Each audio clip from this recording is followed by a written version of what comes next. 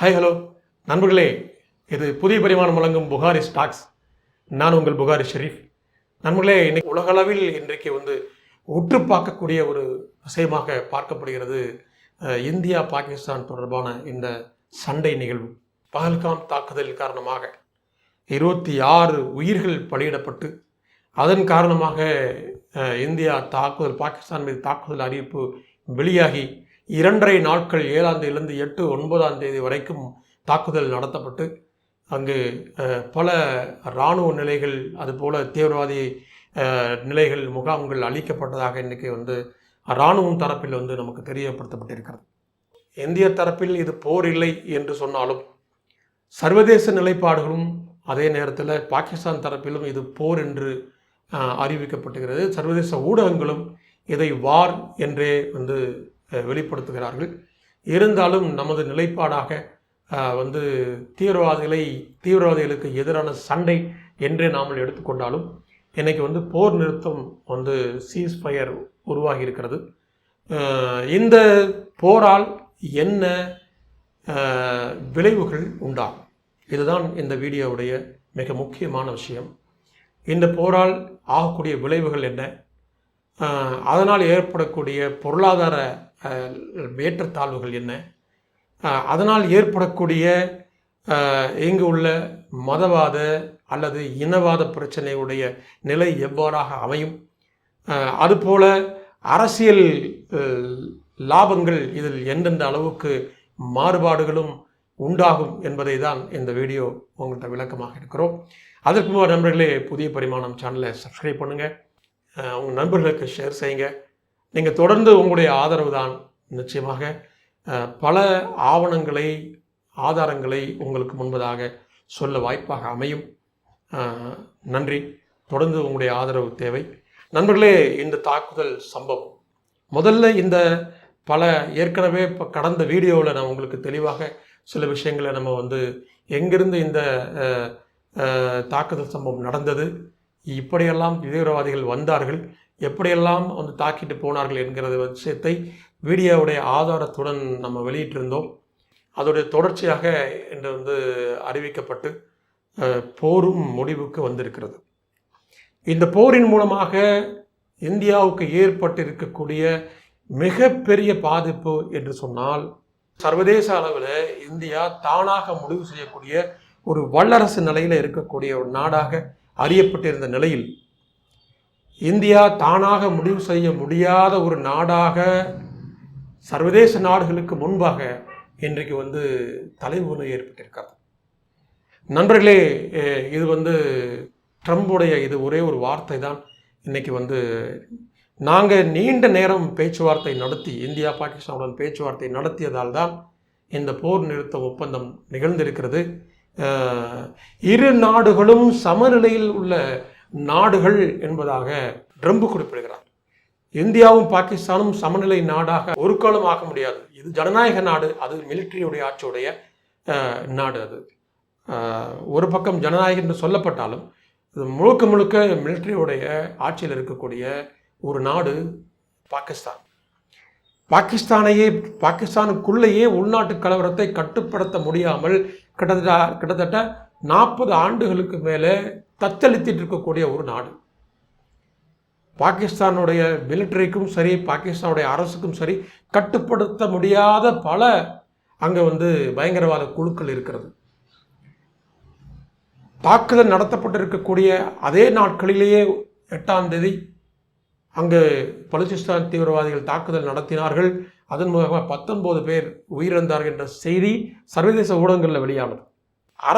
அந்த நாட்டுடைய அரசுக்கு கட்டுப்படாத பல குழுக்கள் அங்கே இயங்கிட்டு இருக்கு. அப்போ இந்தியாவும் பாகிஸ்தானும் ஒரு தட்டில் வைத்து பார்க்கக்கூடிய இந்த ட்ரம்புடைய போக்கு மிக வன்மையாக கண்டிக்கக்கூடிய ஒரு போக்கு.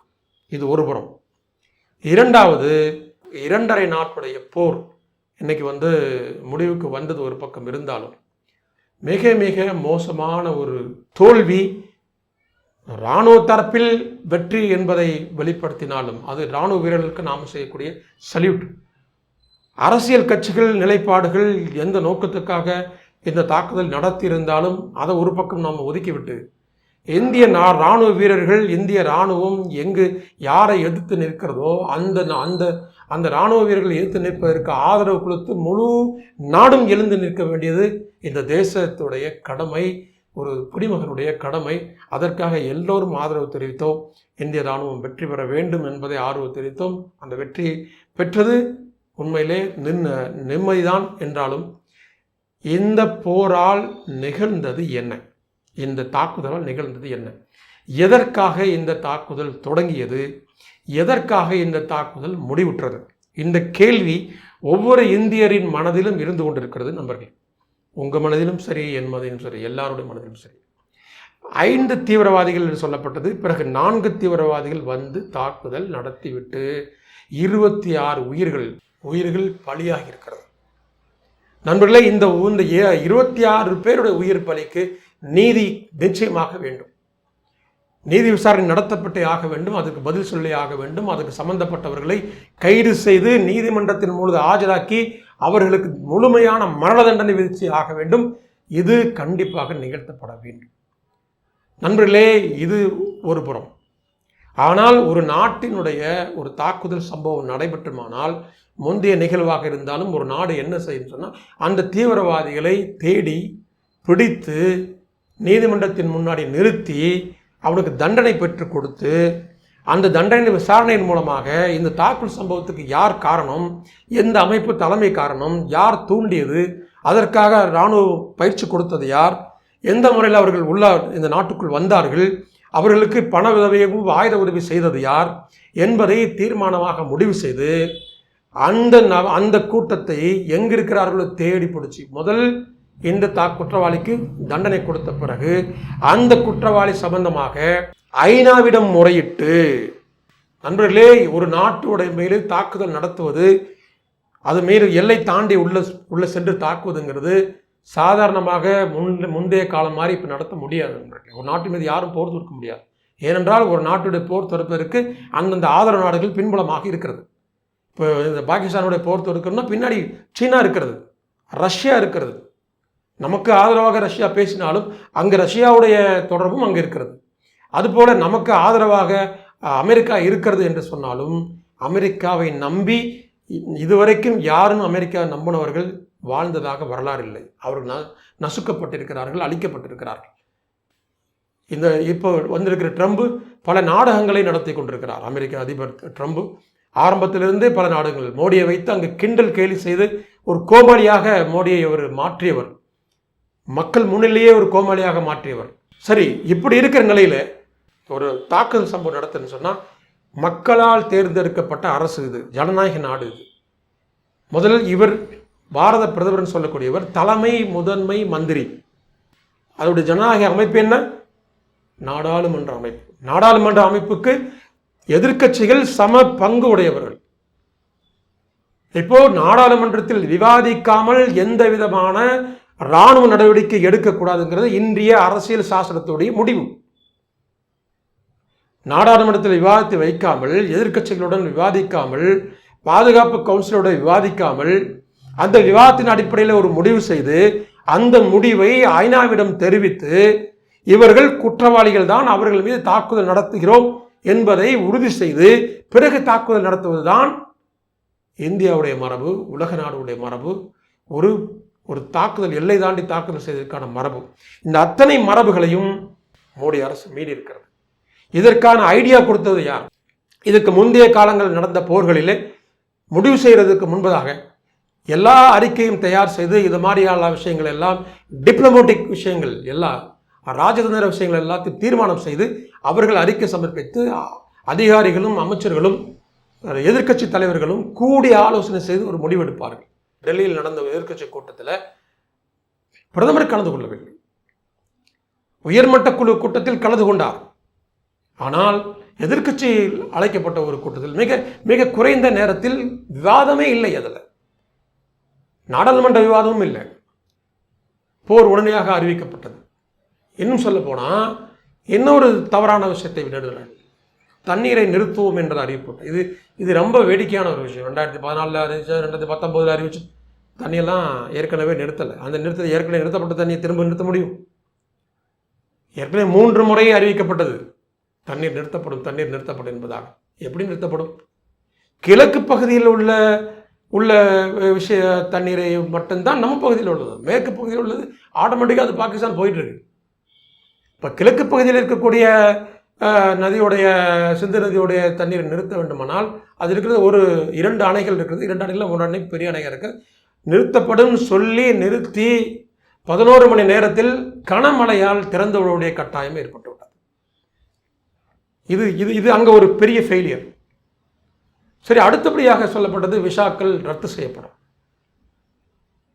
2வது நோயாளிகள் வந்திருந்தாலும் சரி, மெடிக்கல் டூரிசம் விசாவாக இருந்தாலும் சரி ரத்து செய்யப்படும் சொன்னாங்க. இங்கே யாரெல்லாம் பாகிஸ்தானில் தங்கியிருந்தாலும் அவர்களை உடனே திரும்பி தன்னுடைய நாட்டுக்கு போகணும்னு சொன்னாங்க.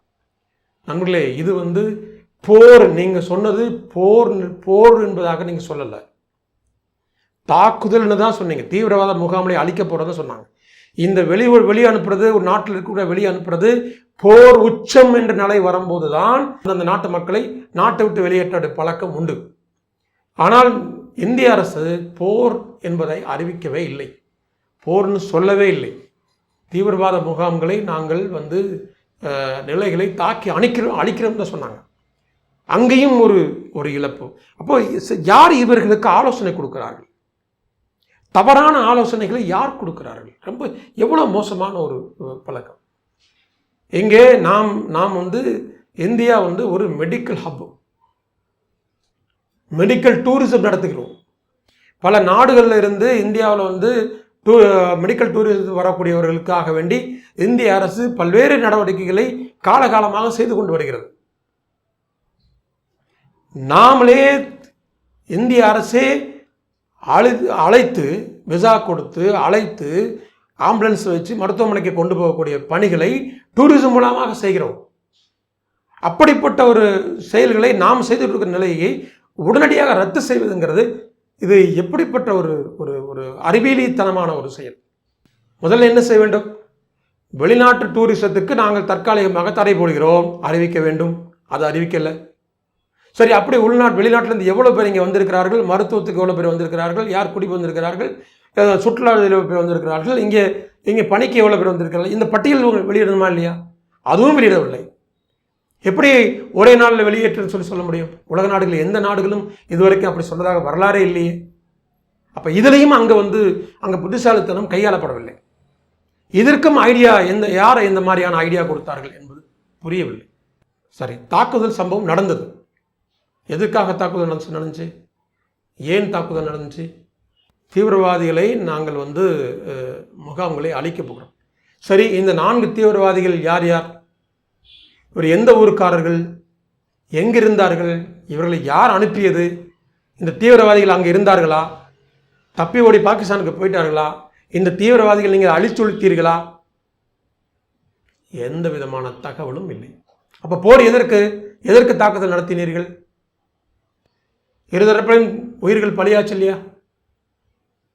சர்வதேச ஊடகங்கள் நீங்கள் சொல்லப்பட்டது இந்திய தாக்குதல்களில் விமான தாக்குதல் நடத்தப்படலை, விமான தாக்குதல் அழிக்கப்படலைன்னு சொன்னாங்க. இன்றைக்கி அல் ஜசீரா ஊடகமும் சிஎன்ஐ ஊடகமும் அங்கே பாகிஸ்தானில் உள்ள டான் ஊடகமும் அங்கே ட்ரோன்கள் சுட்டு வீழ்த்தப்பட்ட இந்தியாவுடைய சிம்பிள் இருக்கக்கூடிய நம்முடைய லட்சியம் இருக்கக்கூடிய லோகோ இருக்கக்கூடிய இதை படம் எடுத்து அங்கே போட்டிருக்கிறார்கள். அதுபோல்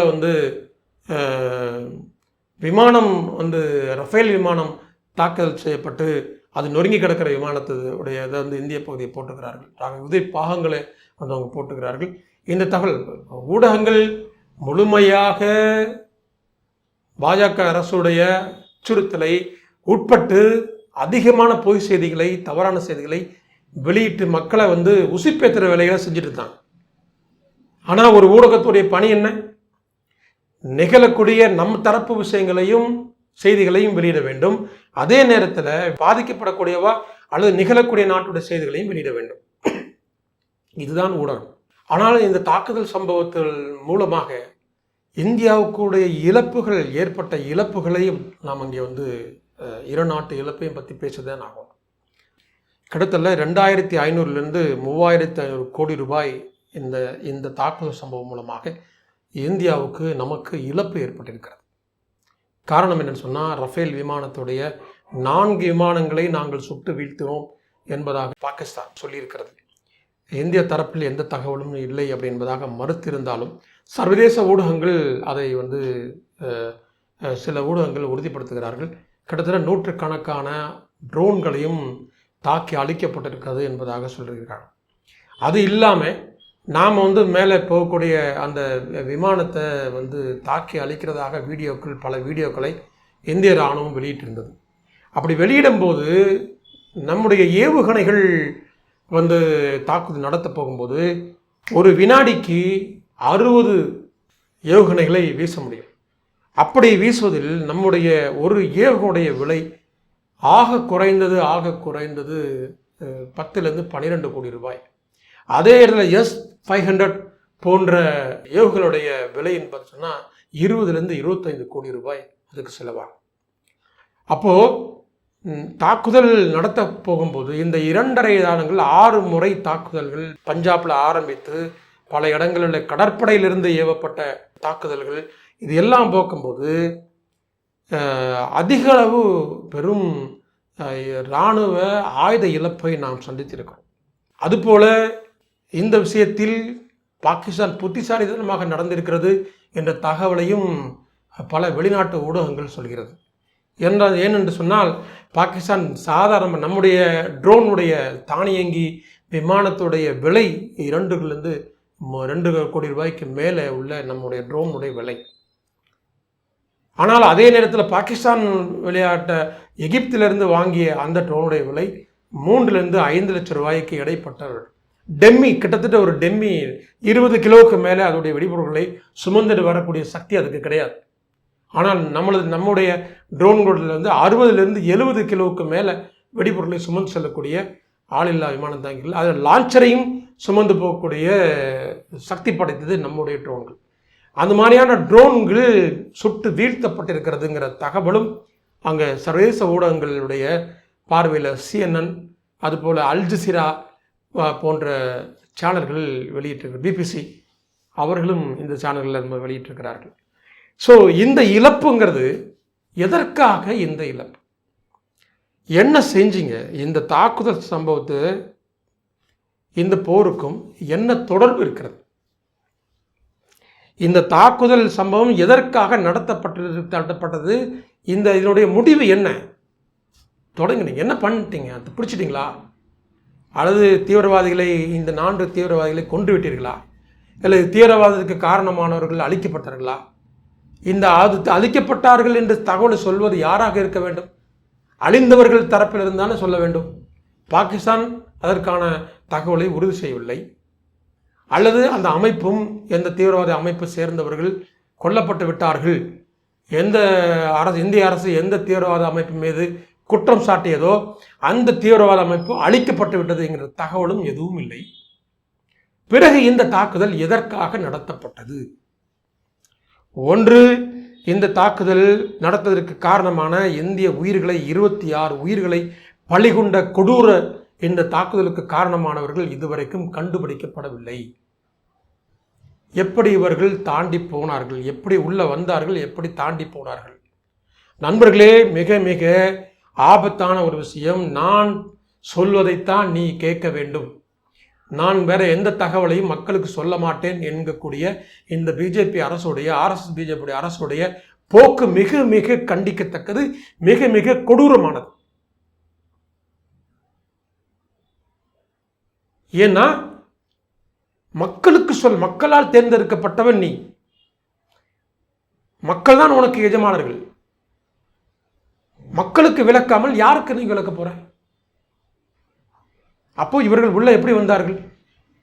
நண்பர்களே, நான் கடந்த வீடியோவில் உங்களுக்கு நான் பதிவு செய்தேன். இந்த இருக்கிறது 6 கிலோமீட்டர் தூரம்.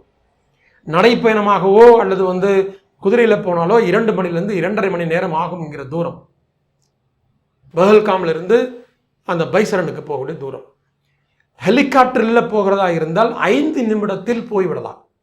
இந்த வீடியோ உங்களுக்கு பிடிச்சிருந்தா லைக் பண்ணுங்க, ஷேர் பண்ணுங்க, சப்ஸ்கிரைப் பண்ணுங்க.